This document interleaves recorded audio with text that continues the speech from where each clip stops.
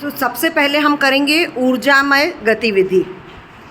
तो एड़ी के बल आप खड़े होंगे 1 पे और 2 पे फिर वापस से। चलिए 1 2 1 2 1 2 1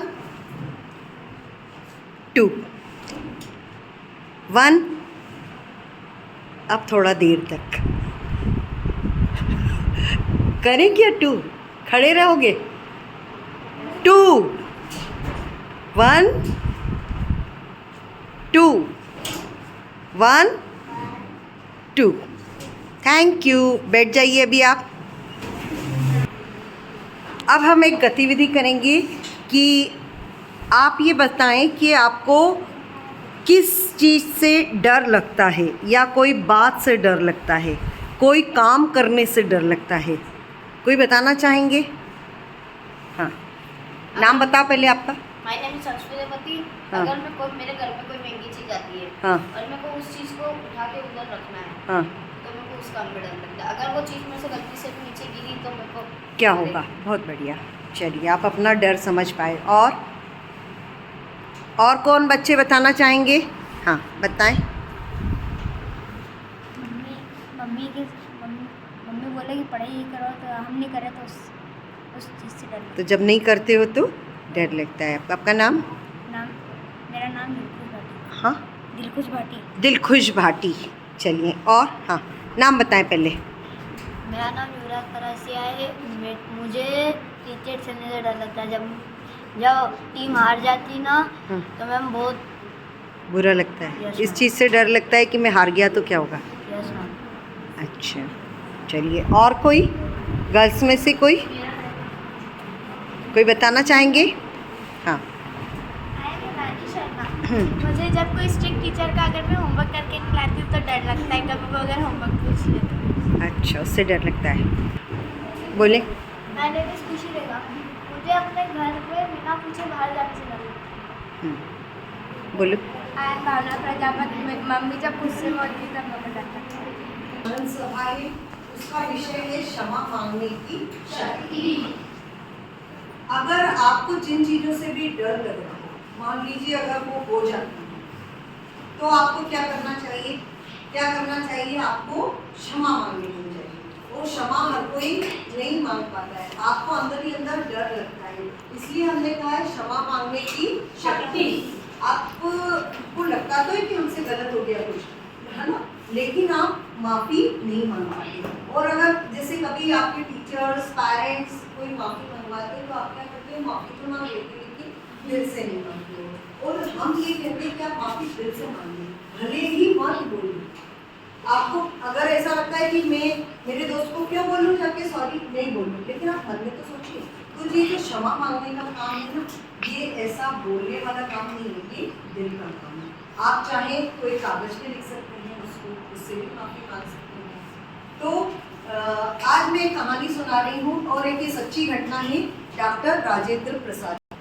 एक बार क्या हुआ कि उनके पास उनके एक दोस्त ने उनको एक बहुत महंगा पेन गिफ्ट दिया। क्या दिया? अब इतना महंगा पेन था कि उनको वो बहुत प्रिय था।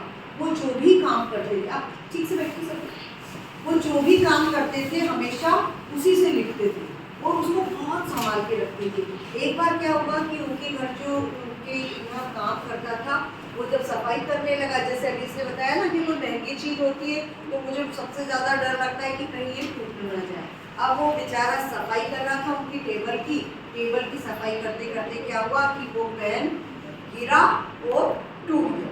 और चूंकि वो पेन था, पेन के अंदर स्याही भी होती है, तो वो स्याही के छींटे भी राजेंद्र प्रसाद जो थे हमारे देश के प्रेसिडेंट, राष्ट्रपति थे, उनके कपड़ों पे भी आ गए। अब क्या होगा? राजेंद्र प्रसाद जी क्या होंगे? खुश होंगे? गुस्सा होंगे ना।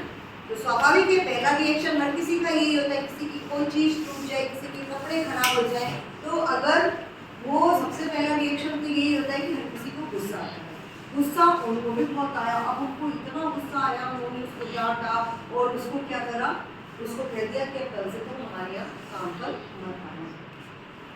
लेकिन अभी मैंने आपको जैसा बताया कि जिससे गलत काम होता है उसको तो लगता ही है बुरा, लेकिन जिसने डांट दिया तो ऐसा नहीं है कि जिसने डांट दिया उसको बुरा नहीं लगता है, जिसने मना कर दिया, जिसने दिल दुखा दिया, दिल दुखने वाले को तो बुरा लग ही रहा है, लेकिन जिसने दिल दिखाया है उसको भी बुरा लगता है। अब राजेंद्र प्रसाद जी को बाद में लगा कि मैंने तो गलत कर दिया, इसको मैंने बहुत दिल दुखाया और अब मैं क्या करूँ, गलती तो हो गई, लेकिन वो तो राष्ट्रपति थे, उनमें ये सारी शक्तियाँ होती हैं, उनमें क्षमा मांगने की भी शक्ति थी। उन्होंने अगले दिन उस सेवक को बुलाया और उससे कहा कि अब मैंने जो तुम्हारे साथ व्यवहार किया वो मेरे से जाने अनजाने में हो गया और मैं अपने उस व्यवहार के लिए माफ़ी मांगता हूँ और तुम मेरे यहाँ काम करते रहना।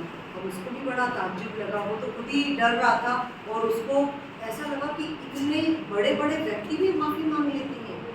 तो ये घटना से हमको यही सीख मिलती है कि कभी भी कोई गलती हो जाए कोई बात नहीं, हो सकती है, हम मनुष्य हैं, लेकिन हमको माफ़ी मांगना आना चाहिए।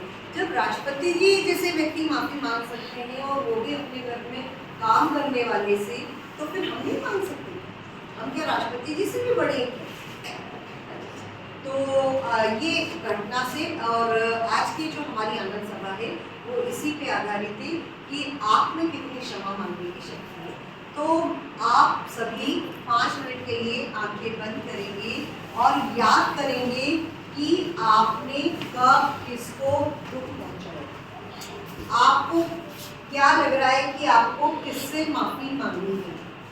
आपको कोई भी घटना ऐसी याद आती है तो आप उसे जब किससे माफ़ी मांगने की ज़रूरत है, आंखें बंद करेंगे तो सोच पाएंगे।